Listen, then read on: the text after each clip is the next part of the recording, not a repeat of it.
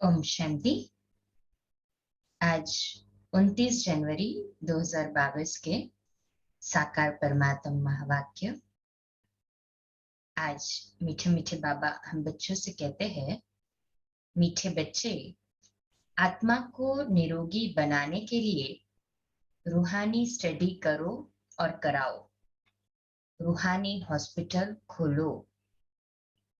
आज का प्रश्न है, कौन सी एक आश रखने से बाकी सब आशाएं स्वतः पूर्ण हो जाती है? बाबा उत्तर देते हैं, सिर्फ बाप को याद कर एवर हेल्दी बनने की आश रखो, ज्ञान योग की आश पूर्ण की तो बाकी सब आशाएं स्वतः पूरी हो जाएंगी। बच्चों को कोई भी आदत नहीं रखनी है, ऑलराउंडर बनना है। हर खामियां हर एक में है, परंतु सर्विस जरूर करनी है। एक दूसरे की खामी को देखकर मूर्छित नहीं हो जाना है, उदास नहीं हो जाना है, या कंपैरिजन में नहीं आना है।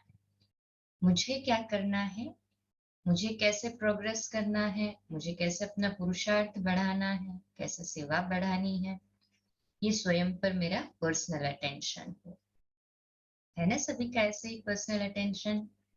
कहें हाँ जी बाबा। आज का गीत है, धीरज धर मनुआ, धीरज धर, तेरे सुख के दिन आए कि आए। ओम शांति। बच्चों ने गीत सुना। इस समय सभी आत्माओं को धीरज दिया जाता है। आत्मा में ही मन बुद्धि है। आत्मा ही दुखी होती है, तब बाप को बुलाती है, हे पतित पावन परमपिता परमात्मा आओ। कभी ब्रह्मा विष्णु शंकर को पतित पावन नहीं कहा जाता। जब उन्हों को नहीं कहा जाता तो लक्ष्मी नारायण, राम सीता आदि को भी नहीं कहा जा सकता है। पतित पावन तो एक ही है। विष्णु का चित्र तो है ही पावन, वह है विष्णुपुरी के मालिक। विष्णुपुरी स्थापन करने वाला है शिव बाबा।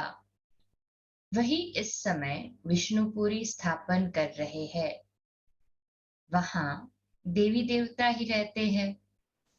विष्णु डिनाइस्टी कहे अथवा लक्ष्मी नारायण डिनाइस्टी कहे, बात एक ही है। यह सब पॉइंट्स धारण करने की है। बाप है रूहानी और यह है रूहानी स्टडी, रूहानी सर्जरी है। इसलिए बोर्ड पर नाम भी ऐसा लिखना चाहिए, ब्रह्मा कुमारी रूहानी ईश्वरीय विश्वविद्यालय। रूहानी अक्षर जरूर डालना है। रूहानी हॉस्पिटल भी कह सकते हैं, क्योंकि बाप को अविनाशी सर्जन भी कहते हैं। पतित पावन ज्ञान का सागर भी कहते हैं। वह धीरज दे रहे हैं कि बच्चे, मैं आया हूं, मैं रूहों को पढ़ाने वाला हूं। मुझे सुप्रीम रूह कहते हैं। आत्मा को ही रोग लगा हुआ है, खाद पड़ी हुई है। सतयुग में पवित्र आत्माएं हैं, यहाँ अपवित्र आत्माएं हैं।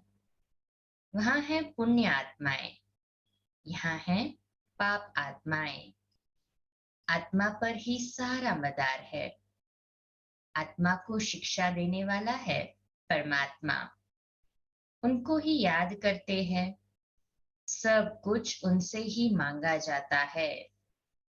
कोई दुखी कंगाल होगा तो कहेगा, मेहर करो, कुछ पैसे साहूकार से दिलाओ। पैसा मिल गया तो कहेंगे ईश्वर ने दिया व दिलवाया। कोई कारपेंटर है तो उनको सेठ से मिलेगा। बच्चों को बाप से मिलता है, परंतु नाम ईश्वर का बाला होता है। अब ईश्वर को तो मनुष्य जानते ही नहीं है, इसलिए यह सब युक्तियां रची जाती है। पूछा जाता है, परमपिता परमात्मा से आपका क्या संबंध है? प्रजापिता ब्रह्मा और जगदम्बा से तुम्हारा क्या संबंध है? राज राजेश्वरी लक्ष्मी नारायण से तुम्हारा क्या संबंध है? वह तो स्वर्ग के मालिक है। जरूर स्वर्ग की स्थापना करने वाले ने उनको वर्षा दिया होगा। यह तो विष्णुपुरी के मालिक है ना। मुख्य चित्र है शिव बाबा और ब्रह्मा विष्णु शंकर का। विष्णु का भी सजा सजाया रूप दिखाते हैं। विष्णु द्वारा पालना करते हैं, शंकर द्वारा विनाश करते हैं। हम्म, ब्रह्मा द्वारा स्थापना होती है। जानते हैं ना सभी? कहे हाँ जी बाबा। तो बाबा कहते हैं उनका इतना कर्तव्य नहीं है। स्तुति लायक शिव बाबा है। जो ब्रह्मा विष्णु शंकर के कर्तव्य बता दिए बाबा ने कहा, परंतु स्तुति लायक तो शिव बाबा है और विष्णु भी बनते हैं। शंकर का पार्ट अलग है। नाम रख दिया है त्रिमूर्ति। राम सीता लक्ष्मी नारायण, यही मुख्य चित्र है। उसके बाद फिर चित्र है रावण का। वह भी बड़ा 4x6 फुट का बनाना चाहिए। रावण को वर्ष वर्ष जलाते हैं। इनसे आपका क्या संबंध है? इनको जलाते हैं तो जरूर बड़ा दुश्मन ठहरा। प्रदर्शनी में उनका बड़ा चित्र होना चाहिए। इनका राज्य द्वापर से शुरू होता है, जबकि देवी देवता वाम मार्ग में गिरते हैं। इनके अलावा बाकी जो चित्र है उनकी फिर अलग अलग प्रदर्शनी दिखलानी चाहिए। यह सब कलयुगी चित्र है। गणेश हनुमान कच्छमच आदि सबके चित्र डालने चाहिए। ऐसे बहुत किस्म किस्म के चित्र मिलते हैं। एक तरफ कलयुगी चित्र, एक तरफ है तुम्हारे चित्र। इन पर तुम समझा सकते हो। मुख्य चित्र है शिव बाबा का और एम ऑब्जेक्ट का। लक्ष्मी नारायण का अलग है, संगम का अलग है, कलयुग का अलग है। चित्रों की प्रदर्शनी के लिए बहुत बड़ा कमरा चाहिए। दिल्ली में बहुत आएंगे। अच्छे और बुरे तो होते ही हैं। बड़ी संभाल करनी चाहिए। इसमें चाहिए पहचान। चीफ जस्टिस से ओपनिंग कराते हैं। वह भी नामी ग्रामी नंबर 1 है। प्रेसिडेंट और चीफ जस्टिस इक्वल है। एक दो को कसम उठवाते हैं। जरूर कुछ समझते हैं तब तो उद्घाटन करेंगे ना। कंस्ट्रक्शन का ही उद्घाटन करेंगे, डिस्ट्रक्शन का तो उद्घाटन नहीं करेंगे। अब बाप समझाते हैं बच्चे, तुम्हारे सुख के दिन आ रहे हैं। अनुभव कर रहे हैं ना सभी कि नई दुनिया आई कि आई? कहे हाँ जी बाबा। बोर्ड पर भी हॉस्पिटल नाम जरूर लिखना चाहिए। और किसने स्थापन की? अविनाशी सर्जन पतित पावन बाप है ना। पावन दुनिया में तो पावन मनुष्य को कभी बीमारी आदि होती नहीं। पतित दुनिया में तो बहुत बीमारियां हैं। तो सर्विस के लिए विचार चलना चाहिए। क्या क्या चित्र रखने चाहिए, कैसे समझाना चाहिए। अगर कोई बेसमझ समझाएंगे तो कुछ भी समझ नहीं सकेंगे। कहेंगे यहाँ तो कुछ भी नहीं है, गपोड़े मारते रहते हैं। इसलिए प्रदर्शनी में कभी भी बुद्धुओं को समझाने के लिए नहीं खड़ा करना चाहिए। समझाने वाले भी होशियार चाहिए। किस्म किस्म के मनुष्य आते हैं। बड़े आदमी को कोई बुद्धू समझावे तो सारी प्रदर्शनी का नाम बदनाम कर देंगे। बाबा बतला सकते हैं फलाना फलाना किस प्रकार का टीचर है। सब एक जैसे होशियार भी नहीं है, बहुत देह अभिमानी भी है। अब बाप कहते हैं, हे आत्माएं, तुम्हारे सुख के दिन आ रहे हैं। स्वर्ग का नाम तो सब गाते हैं, परंतु स्वर्ग में भी नंबरवार मर्तबे है, नरक में भी नंबरवार दर्जे है। विजयमाला में पिरोने वाले राज राजेश्वर बनते हैं। हम पूछते भी है, ज्ञान ज्ञानेश्वरी जगत अम्बा से तुम्हारा क्या संबंध है? ज्ञान ज्ञानेश्वरी को ईश्वर ज्ञान देते हैं तो राज राजेश्वरी बनती है। जगत अम्बा को भी बहुत बच्चे हैं और प्रजापिता ब्रह्मा को भी बहुत बच्चे हैं। कितनी सूक्ष्म बातें हैं। मनुष्य समझ ही नहीं सकते हैं कि प्रजापिता ब्रह्मा और जगत अम्बा यह कौन है। प्रजापिता ब्रह्मा के मुख वंशावली होंगे ना। सेंसिबल जो होंगे वह झट पूछेंगे, हमको यह बात समझ में नहीं आती है कि प्रजापिता ब्रह्मा और जगत अम्बा का आपस में क्या कनेक्शन है। जो इतने बच्चे मुख से हुए हैं, ऐसे ऐसे प्रश्न पूछने से आने वालों की बुद्धि का भी पता लग जाएगा। बाप सब राज समझाते हैं। त्रिमूर्ति, झाड़, गोला, लक्ष्मी नारायण का चित्र, इनमें एम ऑब्जेक्ट भी है। ऐसा वर्षा देने वाला भी ऊपर में खड़ा है। तो समझाने वाला बहुत होशियार चाहिए। प्रश्नावली भी बहुत अच्छी है।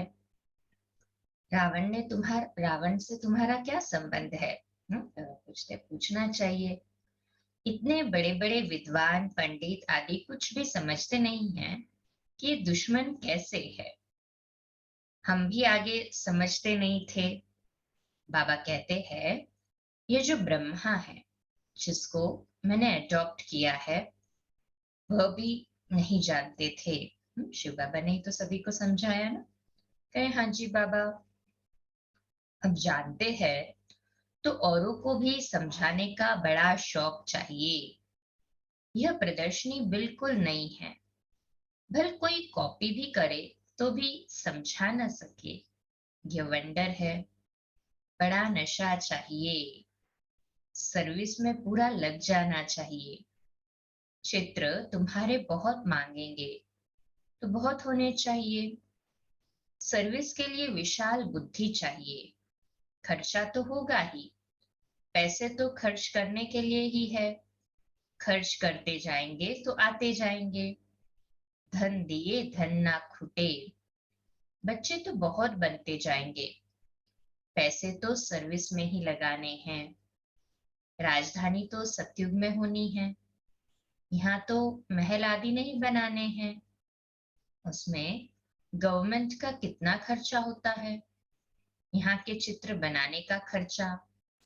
दिन प्रतिदिन पॉइंट बहुत अच्छी निकलती जाती है। बड़ी युक्ति से समझाया जाता है कि रावण राज्य कब से शुरू हुआ है। आधा समय रावण का राज्य, आधा समय राम का राज्य। इस रावण से बाबा ही आकर छुड़ाते हैं और कोई छुड़ा न सके। इनके लिए तो सर्वशक्तिमान ही चाहिए। वही माया पर जीत पहना सकते हैं।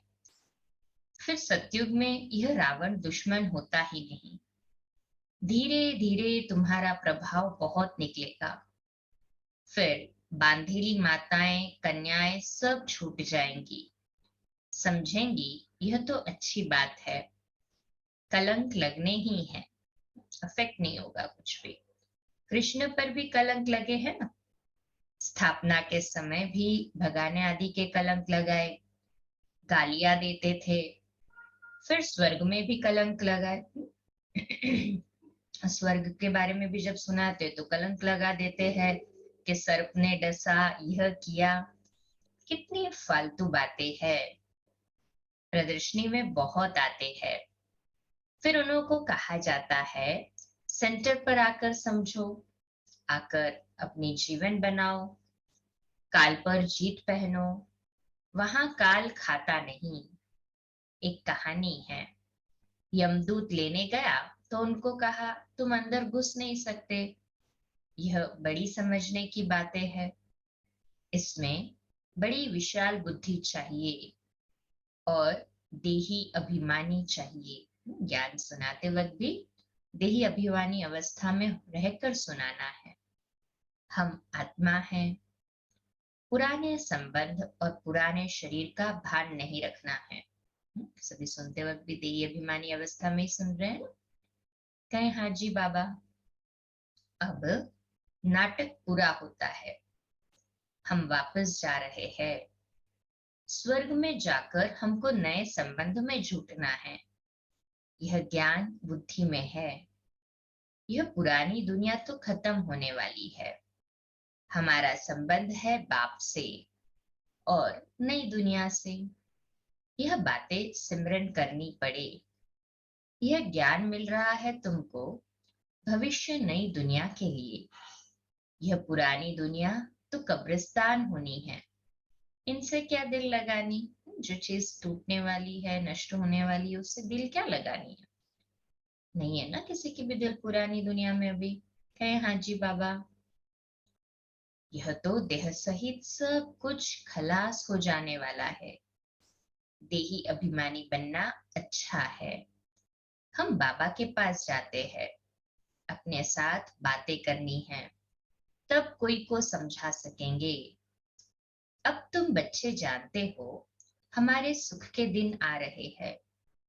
जितना पास होने का पुरुषार्थ करेंगे तो पद भी ऊंचा पाएंगे। सभी ऊंचा पद प्राप्त करने वाले हैं, तो अपना पुरुषार्थ भी तो तीव्र होना चाहिए। कहे हाँ जी बाबा। सर्टिफिकेट तो टीचर ही देंगे ना। वह जानते हैं इनमें कितनी सच्चाई है, कितना सर्विसेबल है। यह कंस्ट्रक्शन का काम करते हैं, डिस्ट्रक्शन का काम तो नहीं करते हैं। सर्विसेबल ही दिल पर चढ़ते हैं। भल अभी तो परिपूर्ण कोई नहीं है। खामियां तो सब में रहती है। परिपूर्ण तो आगे चलकर बनना है। शौक रखना है मनुष्य की जीवन कैसे बनाए। कांटों को फूल बनाना है। बाप भी कांटे जैसे मनुष्य को फूल बनाते हैं, देवता बनाते हैं। ज्ञान और योग भी चाहिए। बच्चे वृद्धि को पाते रहते हैं, फिर कोई विरोध नहीं करेंगे, सीधे हो जाएंगे। यहाँ कोई डीटी तो है नहीं, अर्थात यहाँ पे तो कोई देवता तो नहीं है ना, सभी पुरुषार्थी है। और कोई कोई बाबा को नहीं जानते तो विरोध भी करते हैं स्टार्टिंग में, पर जैसे जैसे ज्ञान की समझ आते जाती है तो वो भी विरोध करना छोड़ते जाएंगे। बाबा कहते हैं हर बात में ध्यान देना पड़ता है। ऑलराउंड बुद्धि चाहिए। सर्विस ठीक रीति से कोई करते हैं वह नहीं करते हैं। कोई आराम पसंद तो नहीं है, सारा दिन यह चाहिए वह चाहिए तो नहीं है। इसको कहा जाता है लोभ।